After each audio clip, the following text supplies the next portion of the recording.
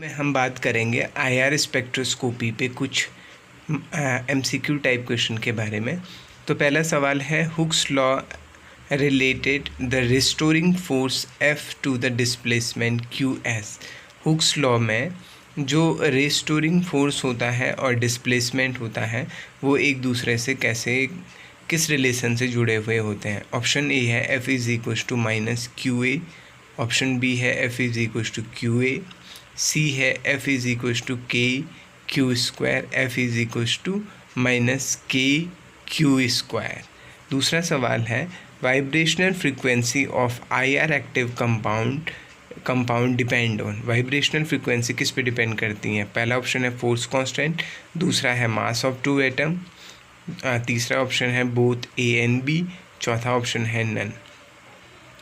तीसरा सवाल है unit of force constant. Force constant की यूनिट क्या होती है। डाइन्स पर सेंटीमीटर, मीटर डाइन्स पर सेंटीमीटर, एंगस्ट्रॉन की पावर -1, न्यूटन मीटर और ऑल। चौथा सवाल है, अगर CH की स्ट्रेचिंग फ्रीक्वेंसी एल्केन के लिए 2900 सेंटीमीटर स्क्वायर पे है, इन्वर्स पे है, तो CD के लिए कितनी होगी। ऑप्शन ए है 2900 सेंटीमीटर इन्वर्स, बी दूसरा है 2060 सेंटीमीटर इन्वर्स, तीसरा है 2860 सेंटीमीटर इन्वर्स और डी है आपके पास 2250 सेंटीमीटर इन्वर्स। पांचवा सवाल है, correct decreasing order of vibrational frequency for CCl, CBr, CC and CH। तो जो ये CCl है, CBr है, CCN है, CH है, इनको फ्रीक्वेंसी के डिक्रीजिंग ऑर्डर में आपको लगाना है। छठवां सवाल है, wave number of I are absorption is उसका रिलेशन क्या है रिड्यूस मास के साथ। पहला ऑप्शन है डायरेक्टली प्रोपोर्शनल, दूसरा ऑप्शन है इन्वर्सली प्रोपोर्शनल, तीसरा ऑप्शन है इंडिपेंडेंट, चौथा ऑप्शन है directly proportional to square.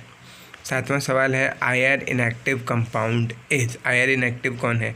H2SCl CH4 H2O में से। Correct order of IR frequency आपको 3 फिगर दे रखे हैं, A, B और C। इसमें से आपको बताना है कि किसकी फ्रीक्वेंसी सबसे ज़्यादा है। नौवां सवाल है, मोस्ट इंटेंस बैंड इन आईआर स्पेक्ट्रो। सबसे इंटेंस बैंड कौन सा होगा, CH, NH, OH या SH।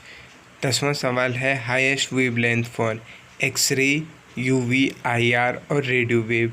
कि एक्सरे की सबसे ज़्यादा होगी कि UV की होगी कि IR की होगी कि रेडियो वेव की होगी। 11वां सवाल है, highest energy is associated with.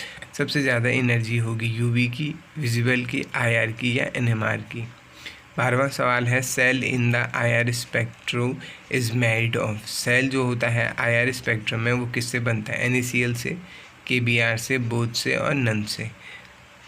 13वां सवाल है, मैक्सिमम एब्जॉर्प्शन फ्रीक्वेंसी फॉर। आपको 4 कंपाउंड दे रखे हैं, A, B, C, D। A आपका 6 मेंबर रिंग है, एक डबल बॉन्ड अंदर है, B आपका 5 member ring with double bond, C आपका 4 member ring with double bond, D है आपका 3 member ring with double bond. Highest absorption frequency for सवाल नंबर चौथा, ए ऑप्शन में है आपका 4 member ring with single bond, एक डबल बॉन्ड, बी है 4 मेंबर रिंग एक डबल बॉन्ड के साथ एक एल्काइल ग्रुप, और सी है 4 member ring 2 alkyl group. Highest absorption frequency किसके लिए होगी। ये आपके पास 4 क्या दे रखे हैं, ऑप्शन दे रखे हैं। 3 मेंबर रिंग के साथ डबल बॉन्ड रिंग से बाहर है, 4 मेंबर रिंग के साथ डबल बॉन्ड रिंग से बाहर है, और 5 मेंबर रिंग के साथ रिंग से बाहर double bond CH2 double bond CH2 है, और अगला ऑप्शन है कि सभी क्या हैं, इक्वल हैं। इस टेस्ट को आप सॉल्व करेंगे और इसके बाद जो भी आपके आंसर होंगे वो मुझे आप कमेंट करके बताएंगे, और इसका आंसर मैं आपको शाम को इस टेस्ट को सॉल्व करने पे दूंगा।